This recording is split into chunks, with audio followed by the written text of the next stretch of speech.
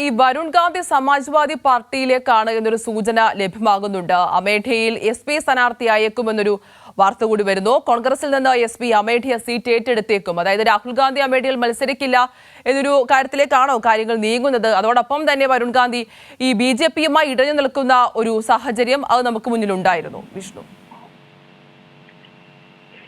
ആതിര, കഴിഞ്ഞ കുറച്ച് നാളുകളായി തന്നെ വരുൺ ഗാന്ധി BJPയുമായി ഇടങ്ങി നിൽക്കുന്ന ഒരു സമീപനം തന്നെയാണ് സ്വീകരിച്ചു വരുന്നത്. ഇതിനു പുറമെ ഇത്തവണ BJP വരുൺ ഗാന്ധിക്ക് സീറ്റ് നൽകാതിരിക്കാനുള്ള ചില നീക്കങ്ങൾ നടത്തുന്നുണ്ട്. അതായത് വരുൺ ഗാന്ധി ഇപ്പോൾ ദിലീപത് മണ്ഡലത്തിൽ നിന്നുള്ള സിറ്റിംഗ് MP ആണ്. അപ്പോൾ അവിടെ മറ്റൊരു സ്ഥാനാർത്ഥിയെ മത്സരിപ്പിക്കാനുള്ള നീക്കമാണ് BJP നടത്തിക്കൊണ്ടിരിക്കുന്നത്. അപ്പോൾ അത്തരത്തിൽ സീറ്റ് നിഷേധിക്കപ്പെടുന്ന സാഹചര്യം ഉണ്ടായി കഴിഞ്ഞാൽ വരുൺ ഗാന്ധിക്ക് സീറ്റ് നൽകാൻ ാണ്. അത്തരത്തിൽ SP സീറ്റ് നൽകുകയാണെങ്കിൽ വരുൺ ഗാന്ധി ഒരുപക്ഷെ അമേഠിയിൽ നിന്നായിരിക്കും മത്സരിക്കുക. ഇത്തവണ കോൺഗ്രസിൽ നിന്ന് സീറ്റ് അമേഠി സീറ്റ് SP ഏറ്റെടുത്തേക്കാനുള്ള സാധ്യതകൾ നിലനിൽക്കുന്നുണ്ട്. അത് പ്രത്യേകിച്ച് രാഹുൽ ഗാന്ധി അമേഠിയിൽ മത്സരിക്കാനില്ല എന്ന ചില സൂചനകൾ തുടക്കം മുതൽ തന്നെ പുറത്തു വന്നിരുന്നു.